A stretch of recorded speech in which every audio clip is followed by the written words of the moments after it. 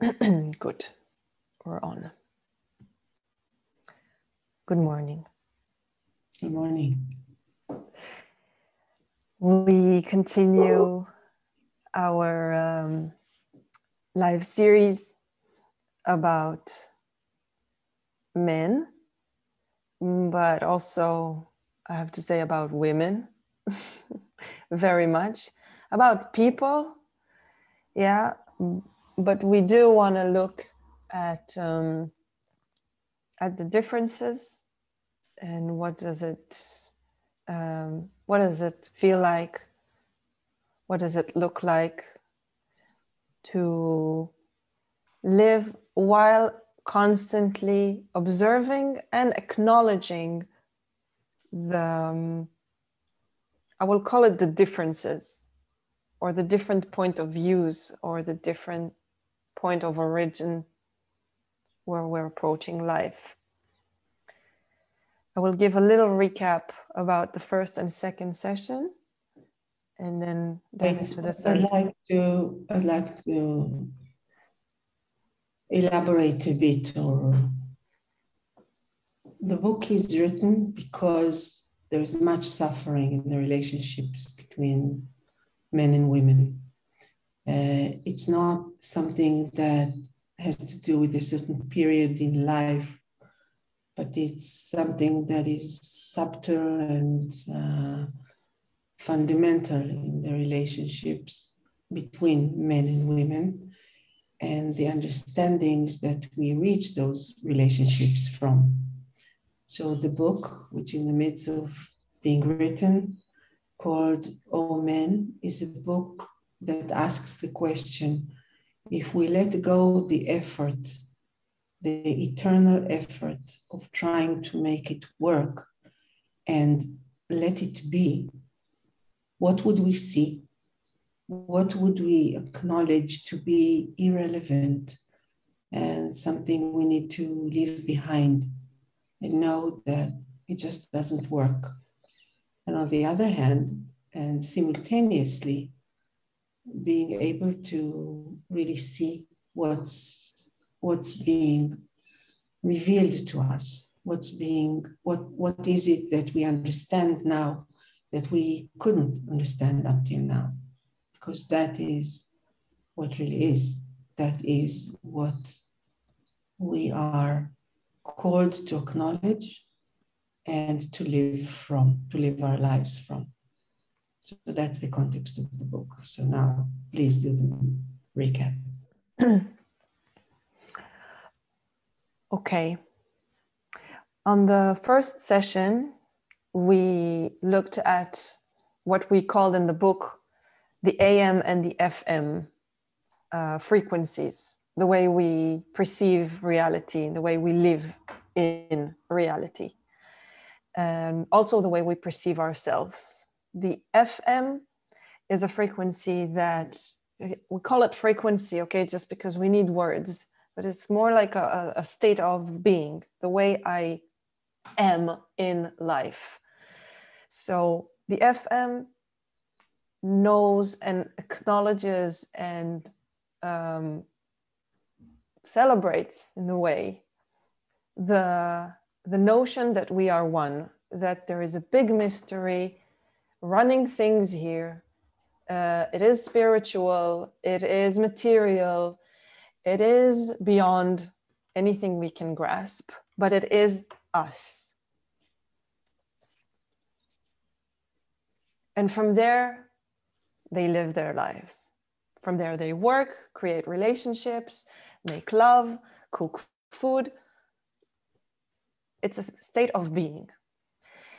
And the F and the AM, and we discussed, is a point of origin, is a state of being that this idea of the oneness is a nice idea.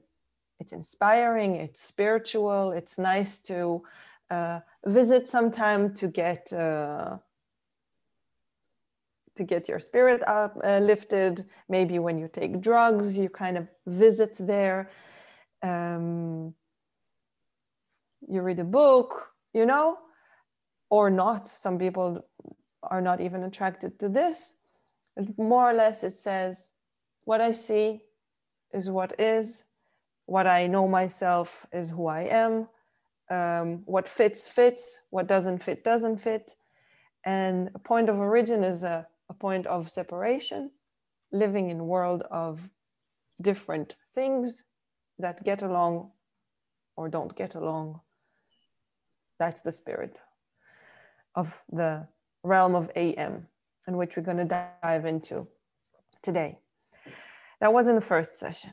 The second session, we talked a little bit about what does it look like to live from here and from there. So living in the realm of FM creates a certain life experience, which is focusing on experiencing.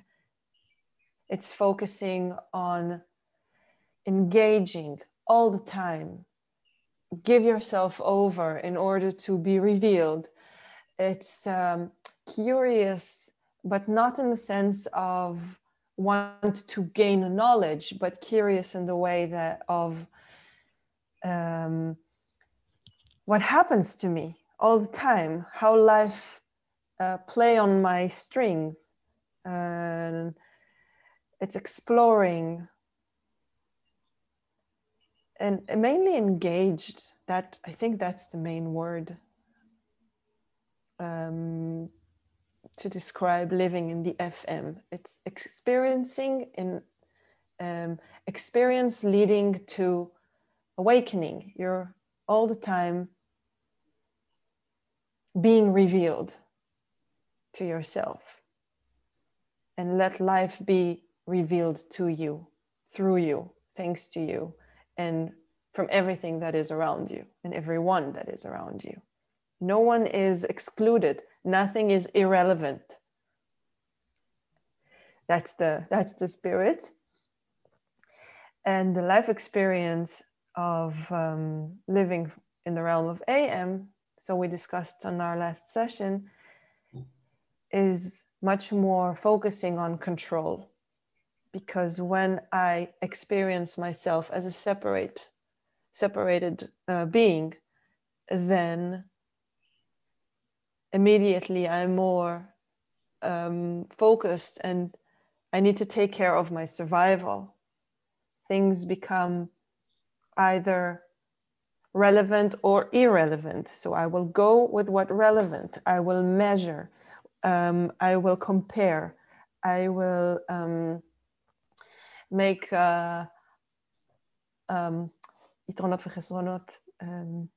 advantages and disadvantages, pros and cons. Yeah, pros and cons. And I will work much more from my mind, from what I can measure, basically, think, understand. And then the experience, the revelation, the unknown is either a threat or useless, because I don't know what I can gain from it. I don't want to get too in details for this. You are very invited to watch the second session. We really talked detailed into this.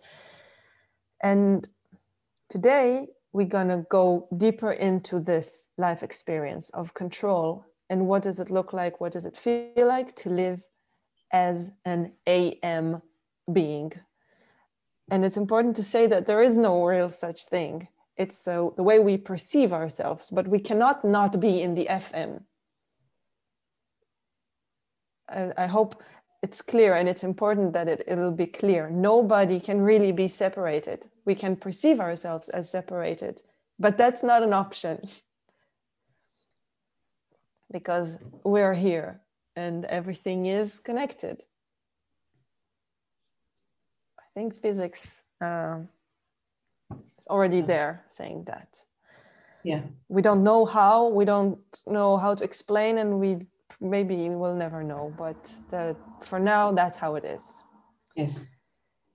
So I'm going to dive a little bit into listing, according to our inquiry, according to what we discovered and explored in the book, I'm going to list a little bit to give us the sensation of the life experience in the AM. And I'm going to say in advance that I know this experience pretty good from myself and my personal life and my personal journey and being myself, being who I am. I know very good what it's like to live like this. And since I started coaching with Ruti 5 years ago, I kind of, for the first time, got exposed to the FM. And it was such a relief. It was just a really deep feeling of relief that finally I can name, although you can't name it, but I can, it's like I knew it all along, but I didn't know how to put myself in this, because we live in a very AM world, at least in our Western society. Sometimes when we don't have names for things, we just don't know how to live them, which is really a shame, because we're missing so much of what really is, so much of life and of ourselves. So I'm gonna read the list. We'll give a little input from my personal life when I feel that it's relevant. And I invite you to listen from the same place in yourself. When you're listening, try to, it's not a debate and it's not a judgmental conversation. We are here to be disturbed and to awaken thanks to our disturbance. So it will be good and beneficial for you if you will let yourself get disturbed, if you want. Okay, Ruti, I'm not going to see you because I'm looking at the page. So if you want to say something, please make a sound. Okay. What does it look like to, what reality looks like to, from the lens of the AM? So these are a few confusions that we live by. First one says, I am a thing. I am what I am, and therefore there are things I can do and cannot do. 2, I am a fixed thing. I'm like a noun. Yeah, I am something. Therefore, some things will break me, and I need to defend this thing that I am. So I will be responsible for the rules of the game in my life, because what's not invited in the game needs to stay out of the field. And from here, I will reject, I will push aside. If somebody gets in that I feel is a threat, I will eliminate it. I will fight it. I will do whatever I can to avoid it. 3, what I see and perceive is everything that is. People who don't see the world like I am are probably wrong and probably like maybe even mad, and they make no sense. And again, from here, what doesn't fit my point of view is either dangerous or irrelevant. 4, what I understand is everything there is. It's different from what I see, but what I understand. And from here, I will avoid abstract and mysterious things because they're not understandable. They're not understandable to me, and maybe they're not understandable for human. But I will avoid it. I will even maybe like cancel it or disrespect it because I can't understand it. And that's not only about abstract, it's also about things that I don't understand. For example, I don't understand computers. me personally. And I don't understand the stock market. So I will be scared of it. And therefore, I won't come closer to it. From there, there's also the feeling or the thought that what I cannot understand is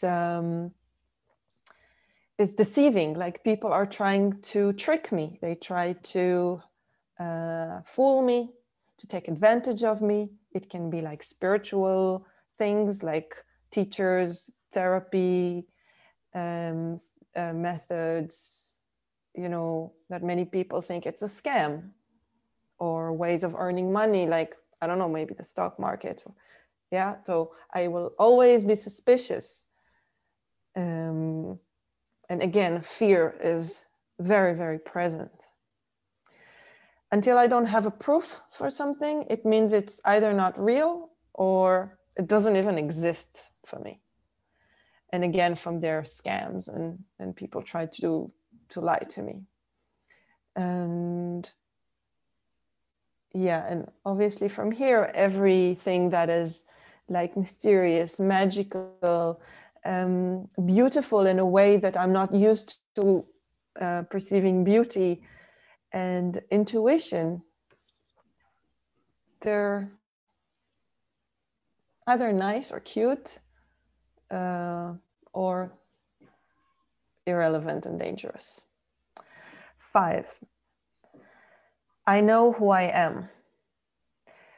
And from there, I am very much attached to what I need and what I'm scared of, to my opinions, to my feeling of belonging. It's harder for me to love and be loved by someone who is not in this bubble that I created. And people who are challenging me or trying to change me are perceived as dangerous and unwanted. Ruti, I'm looking at you. You're good? Yeah, I'm good. Okay. 6, I'm separated. Of course, that's obvious from everything I said so far, but it's good to have this as a point. And an important thing to say about this is that when I experience myself as separated, I don't take into account that what I do affects other people. Because in my experience, I'm separated, so I'll do what I do. I'll be busy with what I'm busy, and who cares? So I don't take into account that my actions matters. What I feel matters. What I say matters. And yeah, I'm just busy. I'm just busy with myself, and usually I'm thinking, what is the benefit of what I do for myself, and what I can gain, what I can lose. 7, I can be drained and imprisoned. It's a bit of a dramatic word, but I mean, even if my partner doesn't want me to see other people, which for some people is very, it's like, goes without saying, that if we're a couple, then we only see each other, and he asks me, for example, not to see other people, then in my experience, he's limiting me, he's prisoning me, and I am locked in this relationship. This is a very relevant example for my surrounding, for example, in Berlin. Many people feel like this.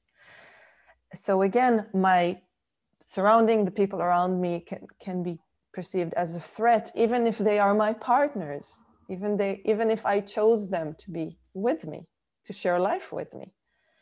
It's harder to see the good in what is, because I am busy with what I'm missing, and I'm all the time comparing and drawing conclusions about What does it mean about me being here and not there, and so on. Yeah. And the last one, because I'm constantly in a state of being, of comparison, the last one is I am not enough. There's always the feeling that I'm not good enough, I'm not free enough, I'm not valuable enough, I'm not smart enough, I'm not pretty enough, I'm not spiritual enough. It doesn't matter in which game you're playing, in which realm of interest and field of interest you're in.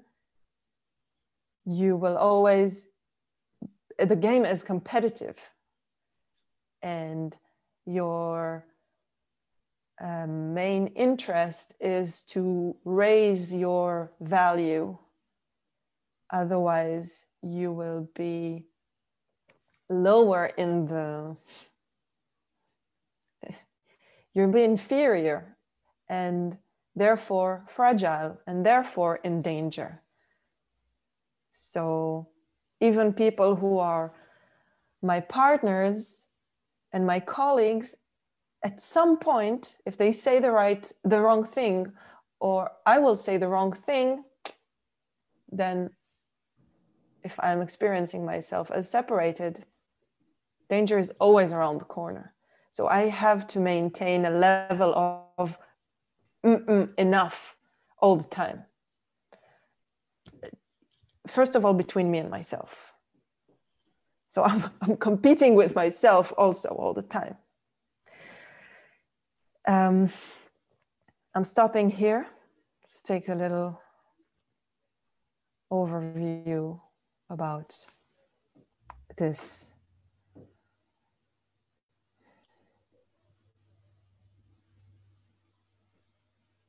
So would you like to ask a question, or would you like us to plunge into looking at things like from a higher point of view?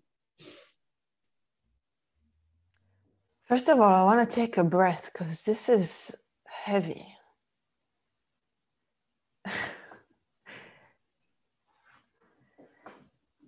And I think about myself and I think about people around me.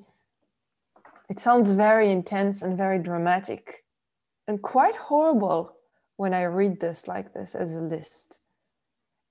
And now I'm asking myself and you and whoever is watching, we actually live like this. The big majority of us. How do we do that? It's really hard.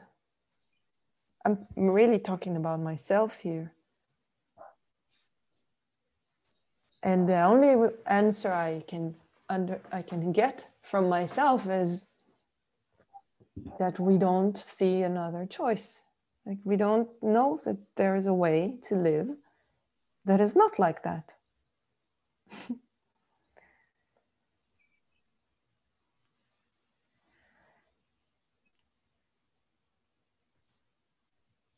That's what I'm putting on the table now.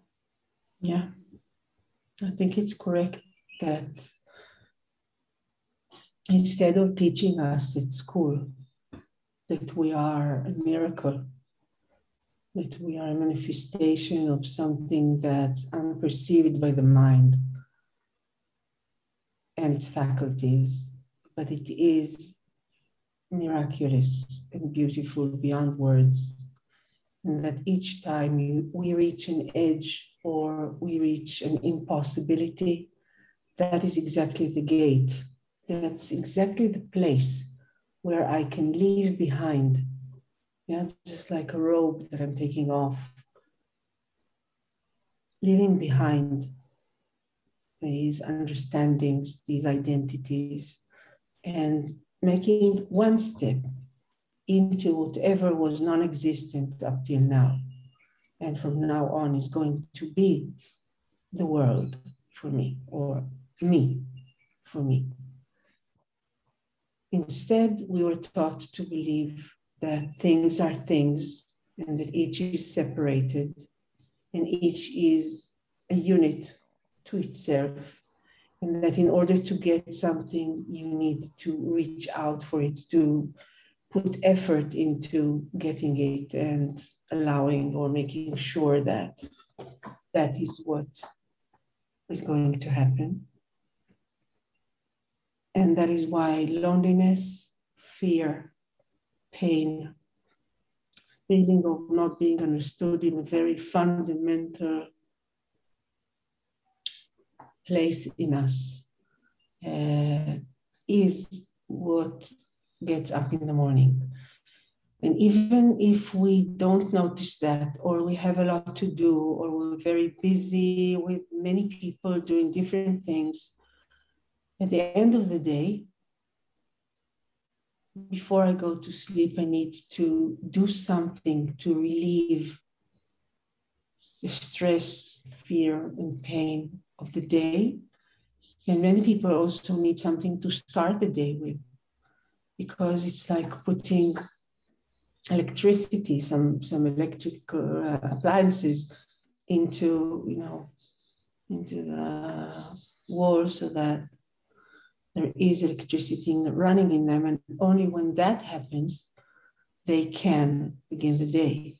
When people say, I don't feel like getting up in the morning, I don't know what I'm going to do with, and so on, with my day. I do not want to be there during my day, and I need to smoke something or to take something or to drink something, because unless I do that, the noise that exists in me bothers me so much that I'm really suffering. So actually, we're not stopping to ask the question, if that is what it is, if I'm with my children thinking all the time, when are they going to sleep? And then when will I have some time for myself? And then I can do something, but I need to be with my wife or husband or spouse. So that I need to figure out what to do in order to have whatever I want, but my life is not. That is the work of the mind. That is the fundamental point of origin of, and it doesn't leave. That's the way it is. That's the way it analyzes our lives. That's the way it says to us what to do with our lives. This is whatever our lives consist of. Because we believe that we are separated, because we believe that the world is the other, because we believe that we know what we want and what we need, and we believe us to be those entities that need and want, and that their happiness and even continuity has to do something, if not everything, with, did I get what I want? Did I satisfy myself? Did I avoid my fears? And so on. So actually we find ourselves entangled into something that is not true, but really with much power in our lives, because we believe that we're separated, and we believe that we are our needs and our fears. That is why there is no bridge between that and the FM. That's why in the book we called it the AM frequency, because as frequencies work, you cannot get whatever is broadcasted in AM, you cannot get when you're tuned to FM. It's impossible. Those do not bridge. They exist parallel to each other, and there's no passage, there's no door, unless you are awakened from the illusion that the AM creates, that we are detached from the world, that there is a place out of the world, and you can get there, and then you can decide whether you come back in or not. When we believe in the AM and we comply to its demands, then FM is just not, it's not accessible for us. We hardly know that it's there. Mostly we don't know that it's there. So we act as if the world is AM. And what we found and what we're conveying in the book or sharing in the book is that men tend to believe that they are AM frequency, meaning they believe that they are a thing, that their body, their spirit, their soul is a thing. And that is why they are many times so either violent, needing control, putting down people. And that is also why it's very easy to reach a place where they believe it's their edge. And that is also why whenever there's something they don't perceive, instead of becoming grateful and moved and start exploring, they want to either brush it away or conquer it. And by conquering it, what they do is that they take it into their logic, their modes and ways of understanding things. And by doing that, they lose it. So actually, they're not reaching, they're not acknowledging, they're not living this realm, which is their natural realm and has been from the beginning of times and cannot ever be otherwise. What we can do is we cannot change our nature, but we can deny it. We can shy away from it. We can brush it away because we believe it makes us weak. Okay, because once you think from the AM realm, many of the things that FM would do look as dangerous, seem to be as if you're committing suicide by just saying those things, not to mention acting upon them, and then you find yourself in grave danger, thinking AM. So for example, if I would say, I don't know, or I would say, can you help me? Or I would say, show me whatever I cannot see now. This, in the realm of AM, puts you either in the hands of someone which would use you because he's separated, he's concerned with control, and now he would use whatever he can use and then throw you away or make you his slave, instead of being able to see what's possible when that's the way we see ourselves and that's the way we see others. We know that they see things that we don't. We appreciate that. We love this. We're moved by that. We long for that. That is something that doesn't exist in the AM. That is why there's a big price to pay working in the AM. Actually, what I think is worth mentioning is that one of the things that made me, actually there were two things that made me begin to inquire into what that book comes to share. The first thing is that I saw that men feel that if even a bit more responsibility would be put upon them, they would break. It looks as if they're just on the edge of edges. And if anything else, if someone asks them something to do or tells them that they didn't do right and asks them to do again, or even somebody just wants their attention, they are full to the brim, cannot give anymore. And I found many men in that situation while coaching them, and not only while coaching, partners, family, men that I've watched or read, there is this point. They can talk very deeply, but once they're asked to live that, they reach that edge quickly.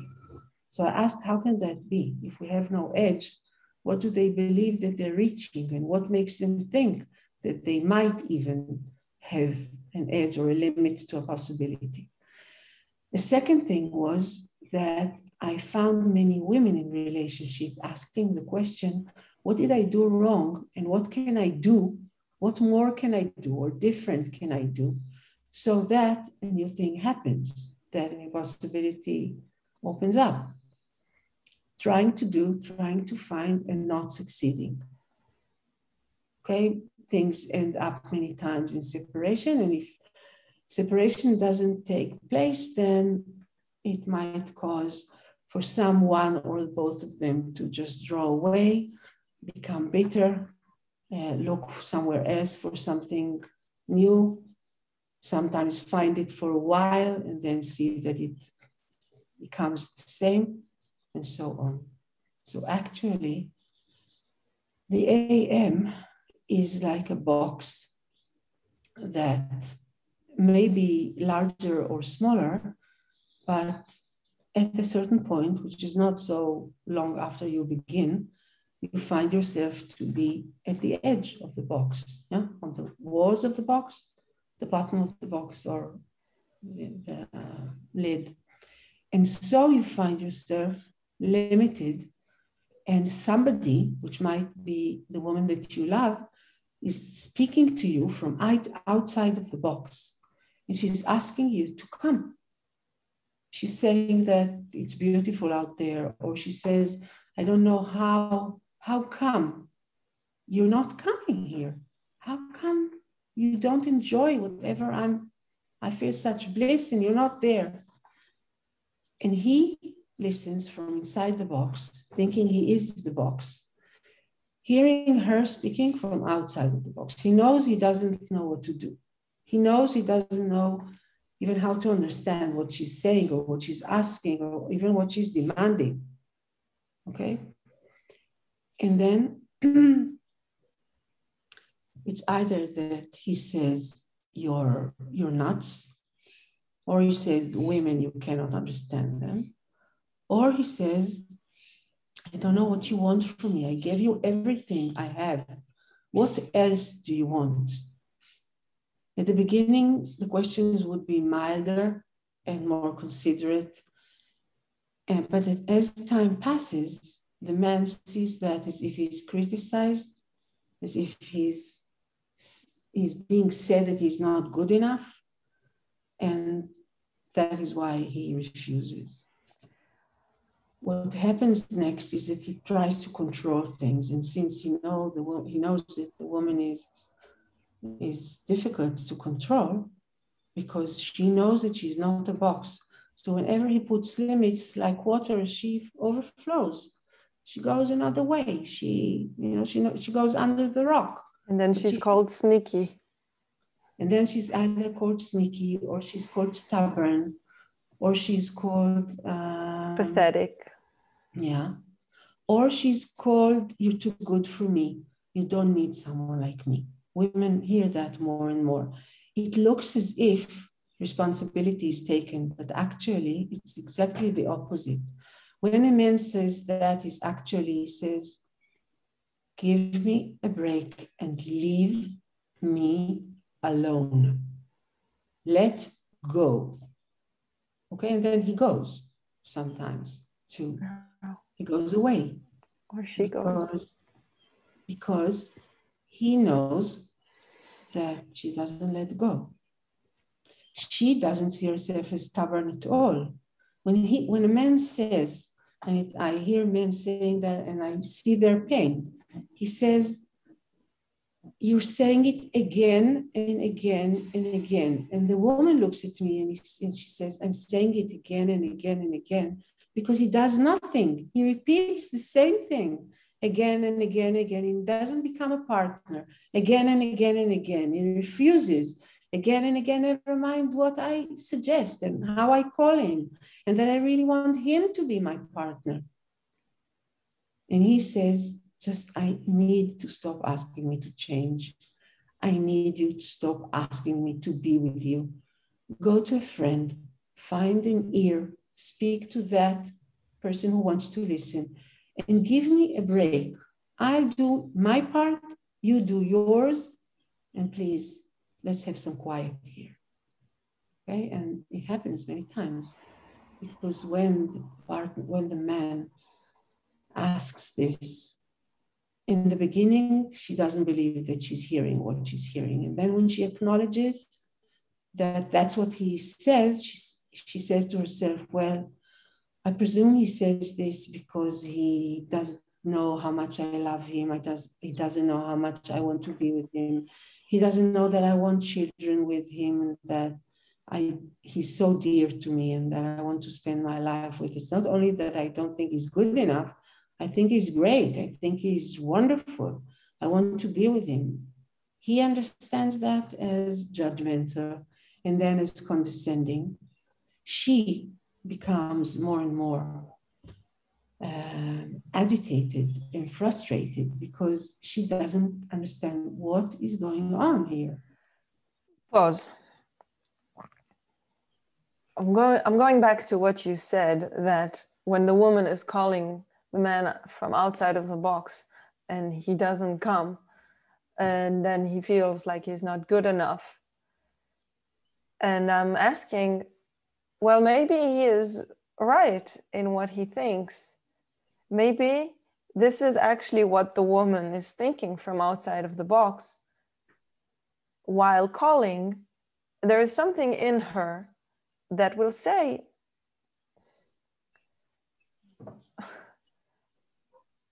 is that what I want? You're asking whether the woman would want that?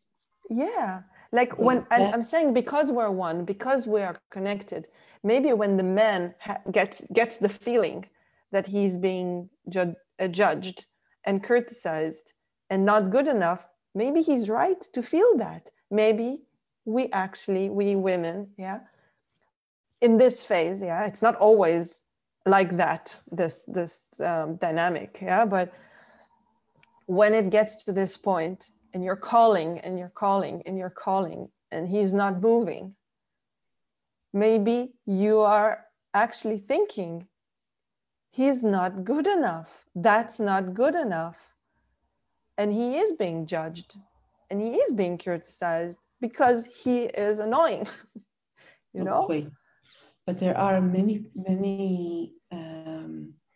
like stations or points, dots. Saying annoying, I mean impossible. But that's because from the beginning, the AM gets there. It's not only between women and men. Men suffer a lot from other men. There's this understanding of us, energy, life-giving energy that sees itself as a bunch of things. This violence is turned against men amongst themselves, even sometimes stronger or more extreme than it is towards women sometimes. And there is also this ever-flowing violence that is like a volcano about to erupt, because when you are separated, the question of either or is always there. Yeah, like we said, like danger is always around the corner. Yes, so I can be with a person because I love him, but there will be a point, and it's not far in time or space, where you reach a point where it's the either or. It's either you get your way or you're a slave of his way. That's the way the mind works. So when she says, but why aren't you coming with me? For once, just do what I tell you. Just do what I tell you, because when you do that, you like it so much. You'll see yourself in a different light, which you haven't known yet, that exists in you, that is you. So just give me your hand and go with me. And he won't do that because for him, whatever he doesn't see or comprehend is dangerous. And now she's taking him into the abyss. So he won't do that. Then she becomes, first of all, frustrated and sometimes helpless and sometimes despaired. And then she would become angry and judgmental. Okay, because he is not complying into the realm of what we really are, but just stays in the realm of what he is. The book that we are writing, we began to write it thinking we're mostly directing it to men. And after the first 3 days of writing, we got out of this nice place that we were writing at and got into the car, and we realized that no, we're making the same mistake again and again. We'll be calling them, they will be frustrated, they will feel that we're condescending, they would fear that we're judging and that we're thinking they're not good enough. And again, we're in the same realm. So we directed this book to women, thinking that since they are more, they're listening to their nature and they feel at home with the FM, which is the only realm for all of us, that they would be able to understand, first of all, and to acknowledge the difference between how men perceive life and themselves and women. And then after, and only after acknowledging this, because if, as you said, if she doesn't acknowledge the difference, she would be talking to her husband or spouse as if he is her friend, her woman friend. And that would cause that is what causes much frustration on both sides. It's as if it's not only as if he's her female friend, but as if he is her. You Right. know, when we're talking to people, the most natural thing for us is to think that the other person is like us. Mm-hmm. We really need to remind ourselves that this is not ourselves that we're talking to. There's another being there experiencing everything in a very unique way. Yeah. So that's the first. But that's here we're taking it another step. It's not only a different, unique being. We are saying in this book, we're suggesting that men tend to live their lives out of AM, and that this is fundamentally important to understand, because otherwise we're not really communicating. We are saying one thing from the realm of FM, thinking it was perceived in the realm of FM, while it was perceived in the realm of AM. And that means a whole different thing, usually not a good one, okay? Because instead of him understanding that she was calling him out of, she sees who he is. She knows that he can give her his hand and do that, and then he would be just in bliss. But instead of doing that, what he sees in his realm of AM is that she's judging or trying to control him, and he tries to push her away. So this acknowledging of the difference, acknowledging of the implications of such difference, and then asking the question, which is asked along the book, but especially in its last part, we call it the lab. What are we called to do? How are we called to act?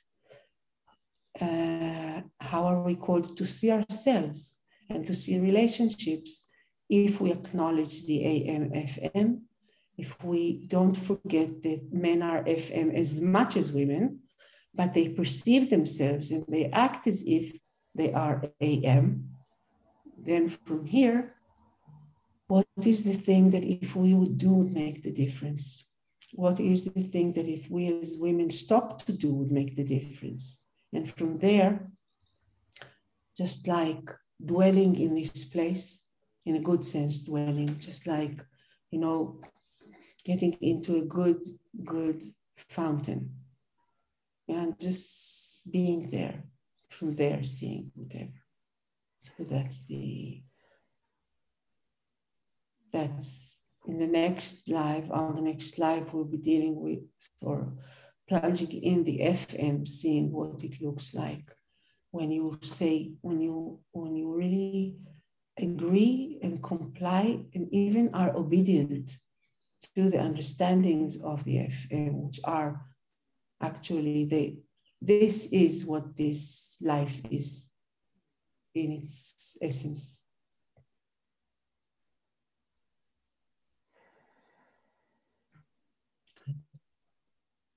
Thank you very much. Thank you. You Have a nice are, week. I just say that everyone is very invited to comment and to ask and answer and provoke. Everything is invited. So please, this is a lab for all of us. And if there's something you feel we miss or we don't see or we see from a certain angle, please, we would love to hear from you. Thank you. Thank you. Have a nice weekend. Bye-bye. Bye-bye.